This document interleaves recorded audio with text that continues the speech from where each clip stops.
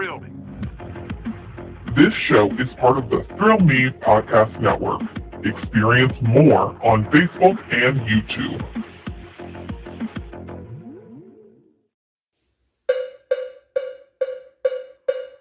It's Review It Man, reviewing what he can. Movies are his jam, so let's get twisted, man. It's Review It Rob.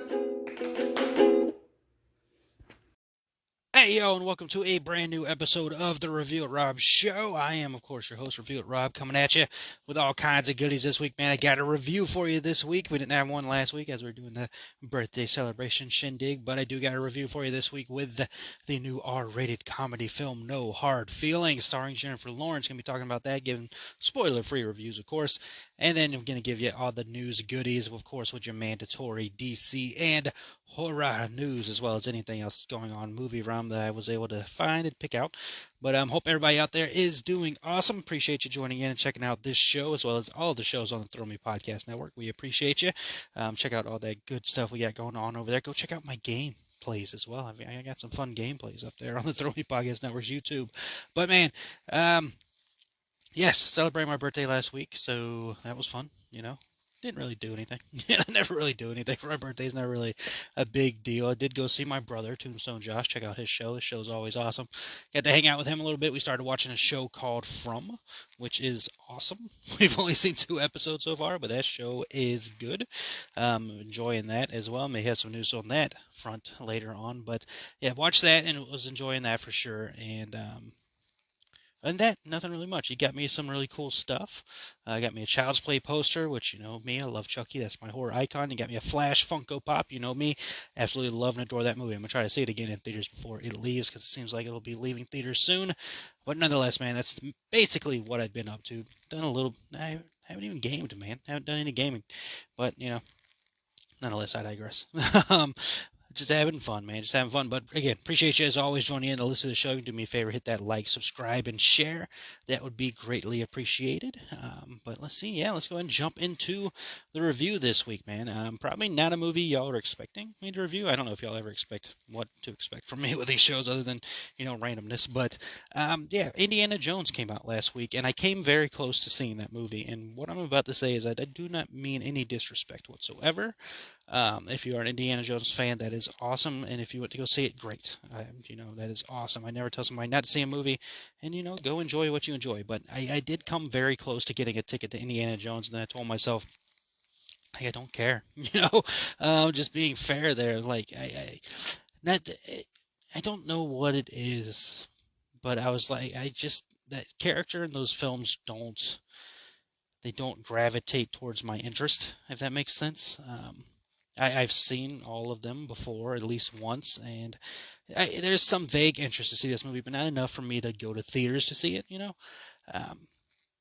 Again, and I don't mean disrespect. Hopefully you enjoyed it and all that, and I understand the history of the franchise. It's just it doesn't hit me the way it hits other people, I think is the better way to put it there. Like, I understand its connection to others, and, that is awesome, but it just doesn't hit with me, But, I've seen mixed feelings about that movie, so it is what it is. But I didn't end up seeing that, but I did end up going to see the new Jennifer Lawrence movie, No Hard Feelings, which I did plan on seeing at some point in time, but I went to saw The Flash for a third time instead for my birthday. And again, I will hopefully see The Flash again before it leaves theaters. But, I did want to see this movie. This movie was, from the first time I saw the trailer, I'm like, oh, that looks, interesting enough. Didn't know if I'd see it in theaters or not, because I don't, I can't remember the last time I saw, like, a straight-up comedy film in theaters, Most of the time when I'm going to theaters to watch a movie, it's like a horror film, or, one of these comic book movies, or like a big action-y Tom Cruise-y movie, or something like that. Like, those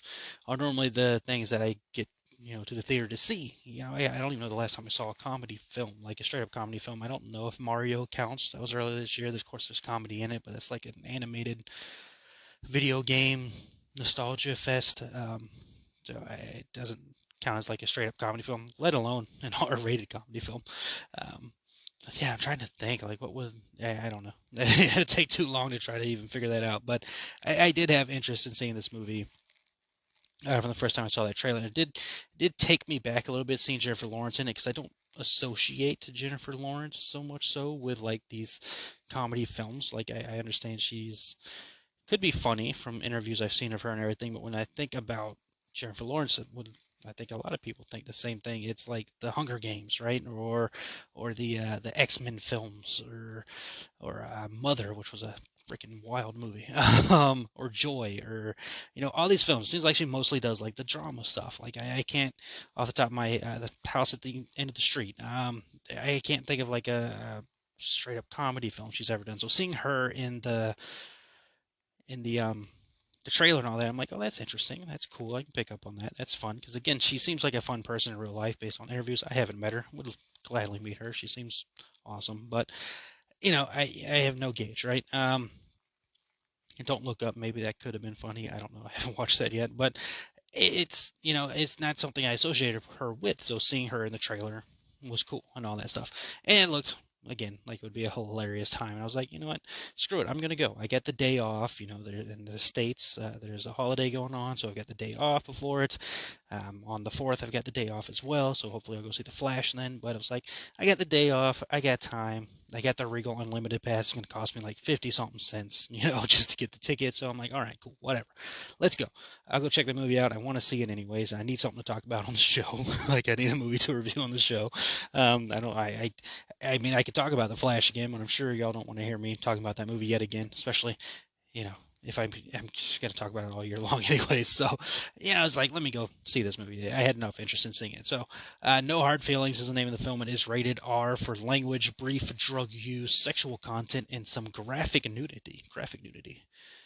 Yes, there is graphic nudity. What a scene. It is a comedy running in at 1 hour and 43 minutes, and it is in theaters. On the brink of losing her childhood home, Maddie, played by Jennifer Lawrence, discovers an intriguing job listing. Wealthy helicopter parents looking for someone to, quote, date their introverted 19-year-old son, Percy. Before he leaves for college, to her surprise, Maddie soon discovers the awkward Percy is no sure bet. Rotten Tomatoes has a critic score of 68%, while the audience is at an 87%, and IMDb is a 6.8 out of 10. And I give you those ratings just because to show you that any and every movie has every kind of differing opinions, and it's okay to like what you like.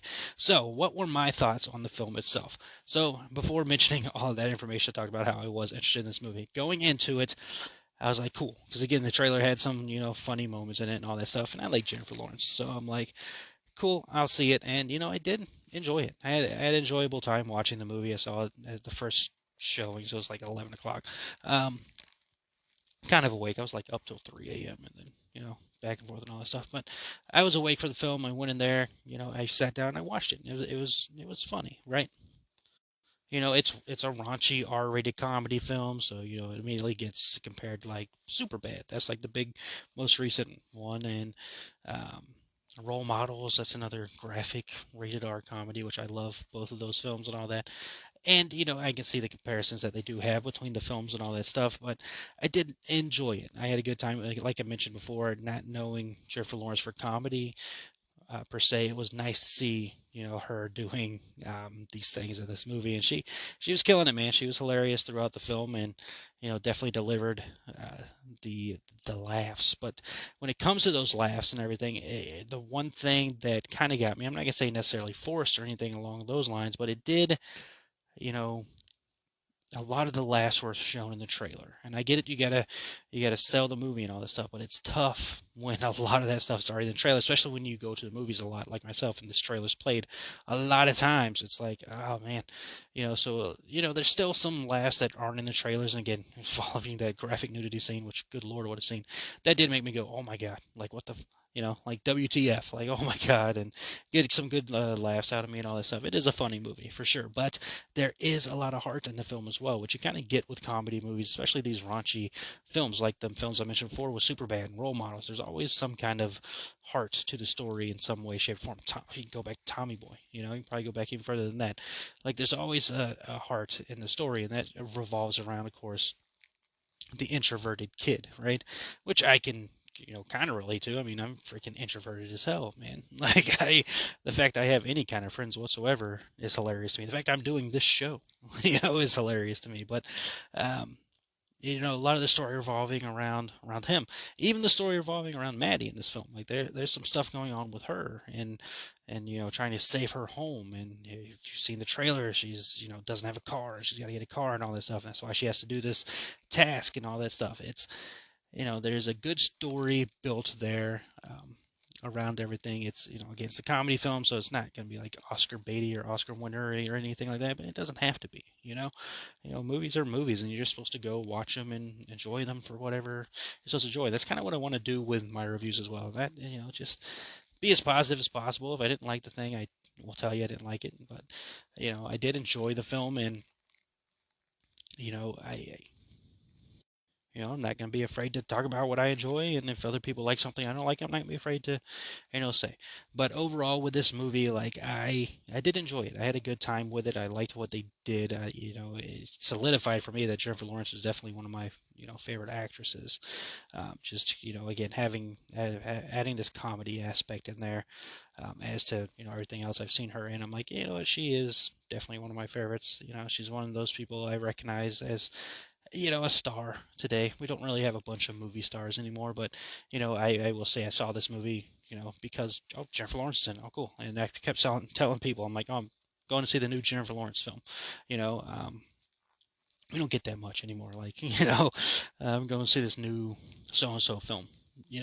Don't get that too often, but it was a solid film, man. I enjoyed it, and I'll gladly watch it and laugh along to it again in the future when it hits streaming services or what have you. It'd be streaming services, obviously. I don't really buy physical media anymore, but I'll buy the Flash, of course. But that's a different story.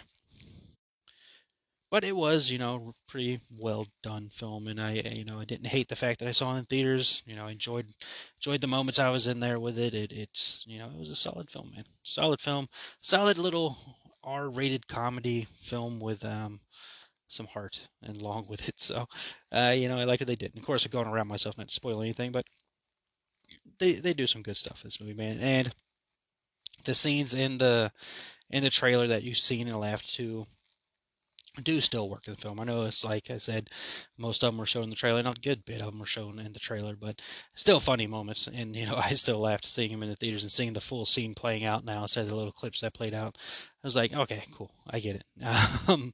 So yeah, I enjoyed that movie. I think it's definitely worth watching. Whenever you get the chance, it's hilarious, especially if you like comedy films. And I'm glad this was a comedy film for me to see in theaters. Again, it's not something that crosses my path too often where I go to a movie theater to see a comedy. Fuck, was Dumb and Dumber the last comedy? There's no way.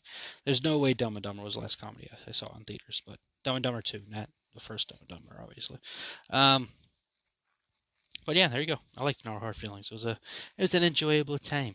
All right, going from there, jumping into the DC talk, man. Of course, it's normally how it works. As soon as I released the episode last week, we got some big breaking news with casting for James Gunn and Peter Safran's DC universe, with Superman and Lois Lane finally being cast. I made a joke that James Gunn gave me the birthday gift of casting news because this was released on my birthday. Clark Kent and Lois Lane have been cast for the upcoming Superman legacy film. David Cornsweet and Cornersweet, suck with names. Rachel Bronson will play the roles in James Gunn's Superman legacy film. The film focuses on Superman balancing his Kryptonian heritage with his human upbringing. Let's see, and they're not doing the origin story. That's something else that James Gunn talked about recently. Somebody asked him about as well for the origin stuff. He's like, "We've seen that enough. It's not an origin story. So it's a young Clark Kent, but not a straight up origin story, of course." Let's see, the film series. He's the embodiment of truth, justice, and the American way. He is kindness in a world that thinks of kindness as old fashioned. Cornerset, who's mostly known for Hollywood. A show called Hollywood, a show called The Politician, as well. He was just recently in the movie Pearl for A24. Um, As far as Rachel Bronston, she's well established for The Marvelous Miss Maisel, to which she's won awards for. She's also in House of Cards, so she's the star here, right? She's the well-known name of the two. This is David's first big breakout opportunity here, and he's playing a huge role in Superman, and I like that. A relative unknown actor getting the role, one of the biggest roles in comic book history. I mean, Superman's one of the biggest characters in comic book history. Whether you like DC or not, that's just straight up fact. So it's a big role to take on, especially after all the the bots out there and the haters out there with the Henry Cavill stuff, which I love Henry Cavill, but it's time to let it go. So he's got to deal with that and all this. And tough task, but little positive here is the film's not coming till 2025, right? So we've got some time for everything to cool off a little bit and relax, and we'll get to fresh starts. I know James Gunn said they won't be at Comic-Con this year, but kind of teased that they'll be there next year. So things to look forward to and look out for and all that stuff. But happy to have some casting news finally. We can get away from that stupid internet rumors, which are always rampant. But it's nice to have some casting news, and again, relative unknown playing the huge role is pretty awesome, man. I mean, who knew Henry Cavill before he took on the role of Superman? Not many. So nice opening. He kind of does look like a young Henry Cavill, which means he looks like Superman. So that's a great aspect as well. So I'm into that, and even I love when the universe does stuff like this. David, I'm gonna keep calling him by his first name. I can't pronounce his last name because I suck. Said it. EW, Entertainment Weekly, he was doing a conversation with them. He said, my pie in the sky ambition is definitely to play Superman. I love to see somebody do an upbeat throwback take on Superman. I love the Henry Cavill dark gritty take, but I would love to see the next one be the very bright optimistic Superman, which, yes, that's what we need with Superman now. We don't need this darkness anymore. If we're doing something dark, give it to Batman, but Superman being open and optimistic and all that stuff is what Superman is, right? And I remember James Gunn saying something about it, wanting to be able to hug Superman and all that stuff. It's it's not gonna be gritty, and I'm into that, man. I don't need my Superman to be a gritty film. Can't wait for that, man. Superman Legacy, July 11th, 2025. So pretty much 2 years from now. It's like July 4th, so 2 years and some change, but it's on the way, man. Superman Legacy is getting casting going. Nicholas Hoult is still the biggest rumor to play Lex Luthor.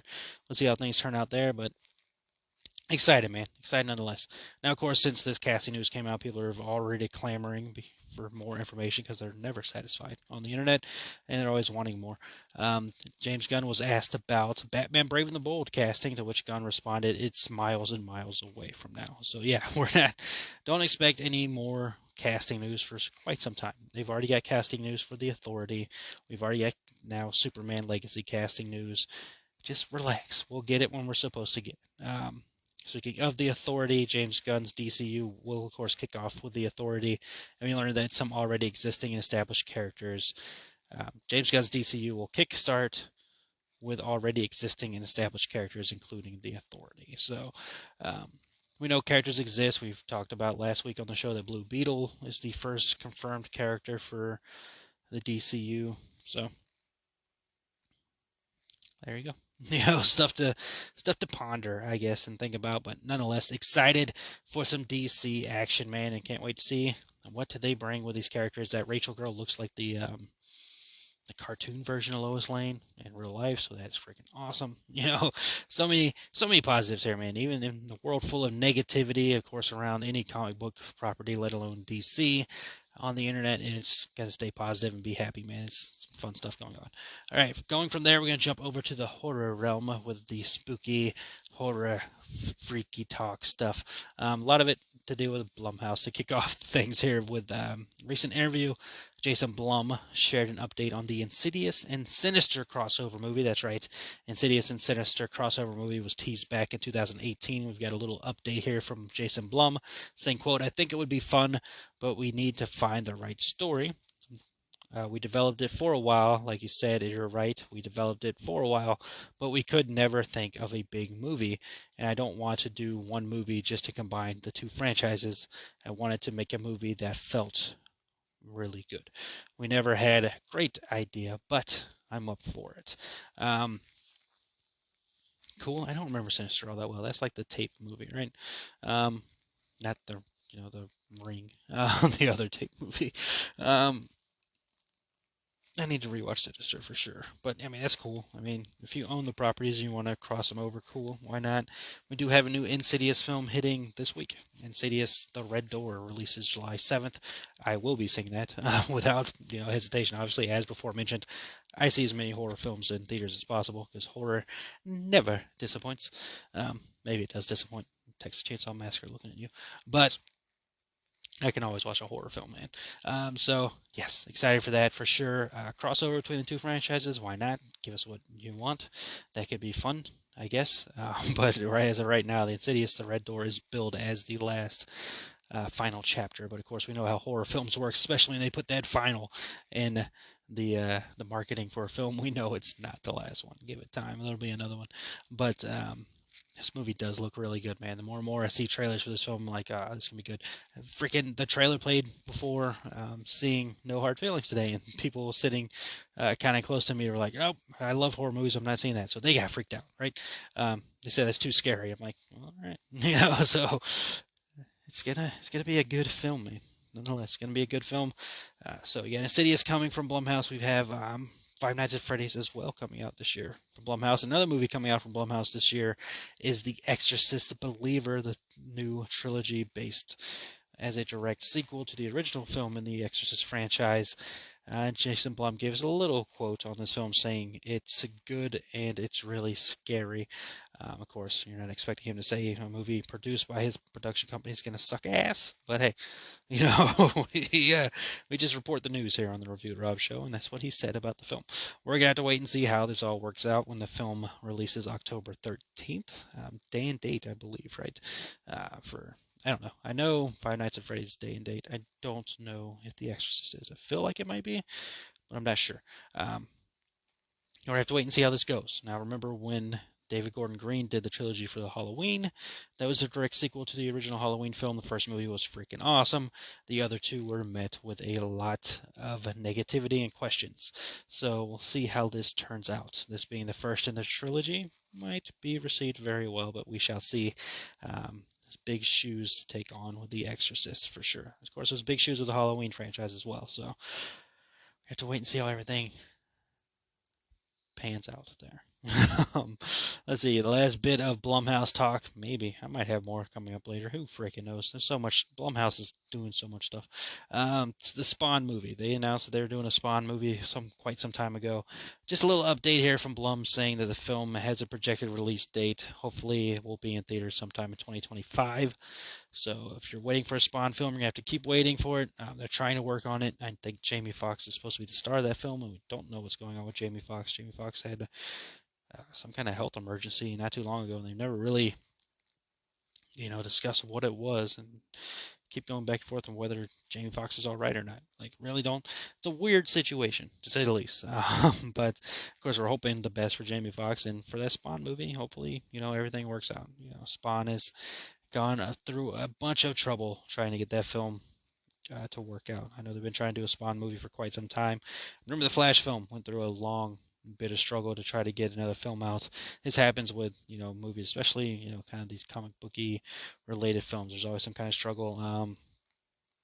Blade is going through it right now as well. So, and of course, there's a writer's strike going on in Hollywood that's not helping things out either. So, take it what you can, but they're trying to get a Spawn movie out for you in 2025. Switching over to this video game news, Friday the 13th, the game. The social media team released some news on the game this week. Of course, is ending soon. As you know, rights and all that nonsense that, has plagued the Friday the 13th franchise for quite some time.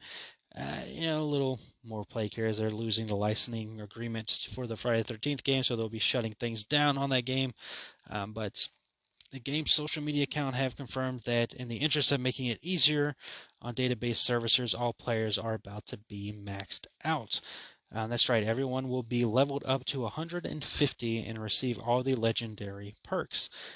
As the update status, no matchmaking functionality will be lost, and this will level the playing field in arguably the most entertaining way imaginable. Every player will have the chance to enjoy all the game has to offer from whatever time they have left to play it. Gun Media clarified that this does not include DLC kills. The kills reference are unlockable kills in the game. So they reference some kills in the press or on their social media accounts. So go check those out. So the kills are unlockable kills in the game. Base game and DLC price reduction is in effect and will stay that way until removed from stores. So I have friends who absolutely loved the Friday the 13th game. I don't know if we're gonna plan on playing it at some point in time and do a stream on that or not. I don't know what the plan is around there, but I've had a tough time with that game, and that's just me. It's nothing against the game itself. It's a good idea. It's a fun idea. You're either playing Jason killing counselors at the freaking classic places from the game, or there's more than Crystal Lake, I believe. I haven't played that game in a while. That's the reason I kind of stumbled there, but. Maybe there's. I don't know. I don't know. I haven't played enough to. I kept morphing into trees. I'm like, this is not for me. And I only at that point only had the. I don't think I had online at the time, and I couldn't play full. I don't know. But I see the fun in the game for sure, especially in group packages. And again, I've seen before mentioned friends playing the game, and it looked like a fun time. It's just it didn't work with me. We'll let if we do a stream, I'll be part of it. That'll be a good little fun thing for an easy round for them to kill me off pretty quickly. um, but yeah, there you go, man. Check out the Friday the 13th social media for if you have the game, go ahead and get it. If you have the PlayStation Pass, I know it's available there. I can't speak to Xbox or PC or anything like that because I don't play them and I don't have them, but I know it's there for the PS4 or PS5, whatever. So go check those out for sure and get maxed up. Let's see. And I mentioned from earlier that show has been renewed for a 10 episode third season. So awesome. I'm only 2 episodes in again. My brother Tombstone Josh and I have only seen the 2 episodes of the first season, but we are absolutely enjoying it, man. It is a wild time. It's got that spookiness to it. It's got that question to it, like when you're watching, like what is going on, kind of feeling. You're like, yeah, that show's got it, man, and it is enjoyable. I highly suggest checking that out. But it's good to know there's gonna be a third season, man. It's fun. Last time my brother and I got into like a new horror series like this, it got freaking canceled. Talk looking at you, Castle Rock. What the hell, man? We were enjoying season 1, and season 2 was not as good as the first season, but we did get through it and enjoyed it, and then freaking never got our season 3. So there you go. Season 3 of From is happening, and hopefully it's just as good as these first 2 episodes we've seen. Let's see, going into other bits of news before closing out the shindig here. First bit of other news, Tom Cruise and Top Gun Maverick director Joseph Kosinski are apparently collaborating once again, this time for another sequel in a classic Tom Cruise franchise, but it is not Top Gun. It is Days of Thunder, the NASCAR Tom Cruise movie, which I do thoroughly enjoy. I like that movie. I don't care what you say. If you don't like it, cool. Whatever. That's your prerogative. I freaking love that movie. That is a good time, awesome movie. The amount of times I quote that film in regular day life is insane, and I love it. So if it happens, I know Tom Cruise this has been a rumor for a long time, and apparently one of his adopted sons was supposed to play the role a long time ago. I don't know what's going to happen, but I am all for a Tom Cruise Days of Thunder 2, man. Give me all of that. Like, that sounds fun. Like, I'm into that. I'm into anything Tom Cruise does, let's be honest here. But Days of Thunder 2, come on. That would be awesome, especially after the success of Top Gun. Cool.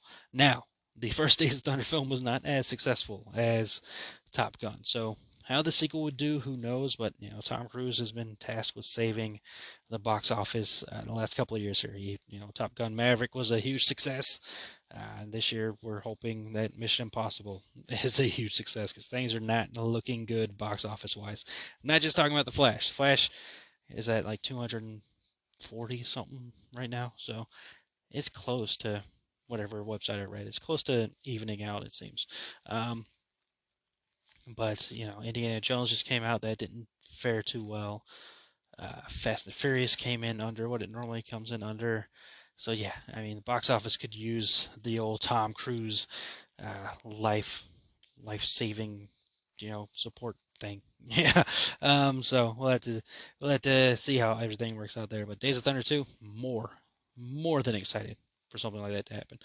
Let's see. Evan Peters, you know him, you love him. Fantastic actor, American Horror Story. Most recently, the Dahmer, what is it called? Monster, the Jeffrey Dahmer story. Um, which I still need to watch. Watch like the first episode and continue watching. Um, he is joining Jared Leto in Tron Ares, the third film in Disney's Tron series. I took a pause there because that series has gone back and forth with, talk about films that struggled to, release another movie. Tron is one of them. It went that long time with between Tron and Tron Legacy, to which I keep mentioning my brother, but he loves the Tron films, especially Tron Legacy. I think he likes that one a lot. Um, so it's good for him, and it's good for Tron fans that this is happening. Of course, Tron mostly talked about with the ride that even that took a long ass time to be made at Walt Disney World. Of course, it already existed in another Disney park, but it took a long time to get made at Walt Disney World. Of course, we did have COVID times there, but Universal still got their stuff done and released way before Tron got done. But hey, I digress. So yeah, that's good news at least because there's casting going on around this movie now. So it doesn't seem as stale and dead in the water as it used to be. Um, so cool. Hopefully everything works out there. Let's see. Quentin Tarantino has shot down the rumors that he is working on a Kill Bill Volume 3, saying, I don't see that. Quote, I don't see that. My last film is about a film critic, a male critic, and he plays in the 70s, end quote. Um, so if you didn't know, Quentin Tarantino, he just said my last film there. You're like, what? What do you mean my last film? Quentin Tarantino made I don't know, you want to say pact goal, whatever you want to call it, that he was only going to make 10 films. And this upcoming movie that he's working on about the film critic and all that stuff is the 10th film.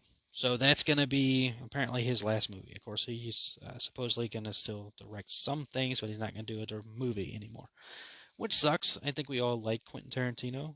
If you don't, again, it's your style. That's fine. But I've enjoyed everything I've seen from Quentin Tarantino, and have no longer having films from him is going to be a loss to the cinematic world for sure. But good on him setting goals and meeting them. He's been extremely successful in what he's done, and can't wait to see what this last movie is, especially for him. He's got to be going out on a big bang with this movie. So no Kill Bill Volume 3, but we do get one last movie from Quentin Tarantino.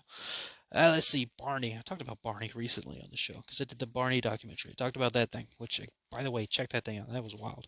Um, there's a Barney film. I've talked about this before at some point in time on the show, a long time ago, probably, because I haven't heard anything about this movie in quite some time until something has recently come out. That was freaky. So I just looked up at my screen. That's on the what screensaver or whatever is the Roku screensaver, which if you have Roku, they have like these houses and buildings in the background with all these hidden Easter egg movie references you got to pick up on and look at. And while I'm talking about Barney, I looked up and see freaking Grimace. The McDonald's character. There's Grimace is up here for because they're doing the Grimace's birthday thing, which should have just ended. So I don't know why they're still doing that. But um, have you seen those? Like not to plug TikTok or anything, but there's like TikTok videos people are making where they drink the Grimace shake and it turns into like a horrifying. Those are hilarious, by the way. Those are hilarious. But that was a little freaky to be talking about Barney, a purple dinosaur, and looking up and seeing freaking Grimace looking back at me. But nonetheless, a Barney film starring Oscar winner Daniel Kaluuya, you know him, will apparently be an adult-oriented A24 type project. Quote, we're leaning into the millennial angst of the property rather than the fine tuning this for kids, shared an executive on the film. Quote, it's really a play for adults. Not that it's R rated, but it'll focus on some of the trials and tribulations of being 30 something growing up with Barney, just the level of disenchantment within the generation, end quote. So, again, watch that documentary. Watch the documentary and you'll kind of understand the vibes around Barney. Like there's some good vibes in the beginnings, but like, geez, the way, ugh, that just turned terrible, man. The hatred around Barney is insane. So that's what it seems like this movie is going along the same path, which is fine. I mean, I don't know. I don't even know How you make a Barney movie? There's McDonald's. Here we go. So McDonald's is coming back around. There's the freaking Hamburglar. There's Grimace. There's the duck. I don't know what the duck is. Um, I don't know my McDonald's mascots all that well. Where's Ronald? Ronald's creepy clown ass has got to be around here somewhere, right? No, it's a Grimace commercial. That's so that's so wild. In this thing of movies, we got McDonald's up here. That's welcome to the Review It Rob show, where I randomly talk about random stuff. Let's get twisted, right? So yeah, the Barney movie, that should be something. That should be interesting to say the least. Yeah, I wasn't expecting like a kid centric film there. I don't. Yeah, I don't know. I don't know. Does Barney's not still around, right? Maybe it is. I don't know. I don't watch kid programming, but um, that's cool, man. A Barney film. Why not? In this day and age, like Barney was the big deal when I was growing up. Like I'm pretty sure I had a Barney dinosaur. So all these years later, we're now making a documentary about it, circling around the disenchantment with the generation. Wow. Which I mean, that was a wild era. The Attitude Era in wrestling, the Limp Biscuit breaking stuff era, and all that stuff. It was a wild time, man. Wild time. All right, and last, is this last news? Yes, last bit of news. Daniel Radcliffe has commented on the idea of him making a cameo in the upcoming HBO reboot Harry Potter series. Remember, this is the series where they'll be going through the books each season one by one and adding more than what the movies added, I assume is the idea here. I mean, the main idea is Warner Brothers trying to save face and, get some money, which I'm going to be there. I love the Wizarding World, man. Love the Wizarding World to death. So I will gladly be watching that show. So speaking of, I need to play Hogwarts Legacy. Um, I I haven't finished everything the WWE game. There's still a lot of stuff to do. There's a couple more DLCs to come, which I'll do more game streams on that. And there's more wrestlers to unlock in the game itself. So there's definitely more stuff to do with the game. But I finished the two My Rise stories. So timing is a little more open right now to play other video games. And Hogwarts Legacy, I need to get back into. I'm probably honestly going to restart. My character, one, sounds way too much like Harry Potter. I need to fix that a little bit. And then two, I've forgotten so much already, like how to cast the wands and all that stuff. And so, I think I'm going to restart just to get a fresh take again. Um, Nonetheless, we're talking about the Harry Potter reboot show. Daniel Radcliffe said, quote, "My understanding is that they're trying to very much start fresh, and I'm sure whoever is making them will want to make their own mark on it and probably not want to have to figure out how to get old Harry to cameo in this somehow." Radcliffe continues saying, quote, "So I'm definitely not seeking it out in any way, but I do wish them obviously all the luck in the world, and I'm very excited to have the torch passed, but I don't think it needs me to physically pass it," end quote. Which, yes, 100%. We all love the original Harry. Well, not all of us. There's some people who don't like it. But if you're like myself, who absolutely loves the Wizarding World and the Harry Potter films, you, I mean, I'm a little more open-minded, but I'm excited for the show, but I don't need cameos from the original series cast. Sadly, we've lost a couple. Um, so, we don't need it. Like a cool, a little nostalgia feel, but just let it live on its own. Like I think people are really starting to get nostalgia burnout, especially with seeing how The Flash and Indiana Jones have done recently, which have nostalgia grabs in it. With of course Michael Keaton's Batman being back, and of course Indiana Jones being a nostalgia grab all on its own. It seems to be running its course in some way, shape, or form. I'm not against it, obviously. Nostalgia is not terribly a bad thing. It's one hell of a drug, but people seem to maybe possibly be getting tired of it, and you know, I don't think we need. I don't think we need it. Would I love it? Sure. Seeing Daniel, Rupert, and Emma back in there some way, shape, or form, of course, that'd be great. Like just recently with Wednesday, it was awesome seeing Christina Ricci on there in some way, shape, or form. Um, but I mean, what can you do? What can you do, right? So I'm with Daniel. I don't think he needs to physically be part of the show to pass on that torch. We're going to get a new Harry Potter either way. And, interested in seeing how it all works out. Because, again, I'll say it for 100th time. I'll say it till the end of time. I love me some Wizarding World stuff. So, can't wait to be back at Universal and see all the Wizarding World stuff again. Just walking in Diagon Alley every single time takes my breath away. Like in awe every single one. I've seen it so many times now, and just still to this day when I walk in there, just awe. Same with Jurassic Park. Y'all know my love for Jurassic Park. If you're new, I love Jurassic Park. Um, so it just, I mean, Universal in general takes my breath away just walking in there, and not speaking as a fat guy who can't walk and is badly out of shape. I just mean the atmosphere and the aspects and seeing everything, and just Halloween Horror Nights of it all, and the Wizarding World of it all, and Jurassic Park, and just all the it just the place that's my home, man. So I can't wait to be there soon. Soon, man. It's July. We're getting close. We're getting very, very close to Halloween Horror Nights time. So I'm very excited for all of that. But you know what else we're close to? The end of the show. So hopefully you enjoyed this show and how random I got, especially with the twisting around and just other top. That's how the show works. There is no rhyme or reason, man, to this show. I just record it and have fun. So hope you enjoyed it as well. Again, please hit that like, subscribe, share with whomever, and I will appreciate you for taking that effort and time. I appreciate you either way, taking the time to listen to this show. I love doing this show. And again, going back to the beginning of the show, talking about being introvert, the fact I even do this show, and for as long as I have done this show, is amazing to me. But again, that talks about how much I love these topics and movies and wrestling and video games and all that stuff, man. Speaking of, had the Money in the Bank pay-per-view over the weekend. Mwah, fantastic event. Can't wait to watch it again. But yeah, absolutely love doing the show, and I hope y'all enjoy it as well. But that'll do it, man. We're going to put a plug on this episode, and then we'll be back next week's episode with Insidious, The Red Door, spoiler-free review, because I will be seeing that movie. It's not an Indiana Jones situation.